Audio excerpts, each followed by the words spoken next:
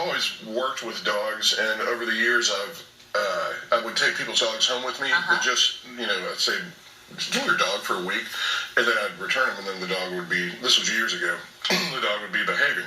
And I was a traveling musician for years, and I decided I wanted my children to know what I looked like. Sure, very decided, nice. all right, I'm at a crossroads. What am I good at, and what do I love doing? And I thought, dogs. Well, this baby is so well behaved, I have to say. So you do something a little different here. This is not a scheduled training where they're in a kennel situation. They're basically living with you as like a temporary family dog. Right. It's kind of like fostering, but with very strict, with a goal in mind of fixing behaviors.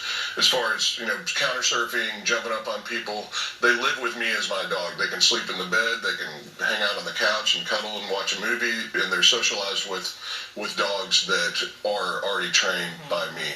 And then I'm sure you have to work with the owner as well, because if they let those behaviors continue, or if they're not doing your training method, they're probably going to fall back to their old habits. Well, I probably work with the owners as much, if not more, than the dogs, and they get constant, and that's one of the other things that's a little different, is they get constant videos, daily videos, not just how-to videos of a stranger teaching another dog how to do something. It's your dog behaving the way you want them to behave in a home setting. How are our questions? Oh my gosh, we are getting so many questions for you. We're going to have to do a Facebook Live. Okay, so the basic one is, how do I get my dog to sit? That one's coming up. I prefer hand signals for several reasons. Come on, girl. So what you can do, an easy way to start, and I don't use treats at the end, but you can start with this. If dogs naturally sit when they have to look up, okay, just kind of go back. Am I still okay? They naturally do that, and you just do it every time. And every time they come up to you, if you just kind of raise your hand up, they'll get to where it comes very naturally to it. Okay. So you don't even have to say anything. Sit over and over. Well, one of the reasons I don't use voice commands is because naturally there's a natural progression that can be frustrating.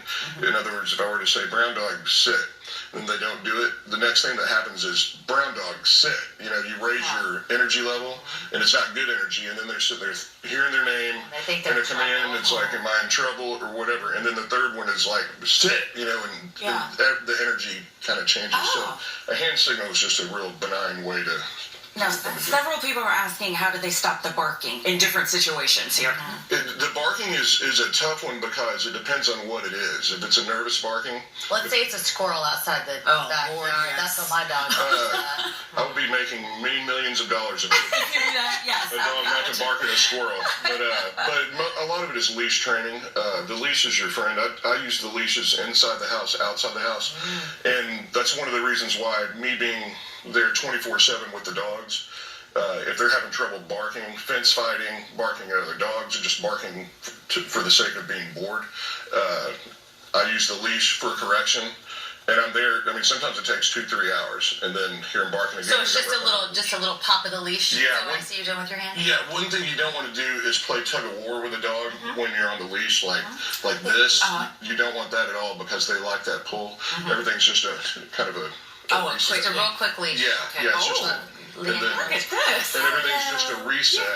And once you get into this, like if a dog's walking by and they start going nuts, you don't want to get into this tug of war thing that you find yourself in, where the dog's walking you. You just get them into this, and the more slack you can have on the leash at all times when you're walking, like if I can go, come on, I'm on TV. Don't make me look bad.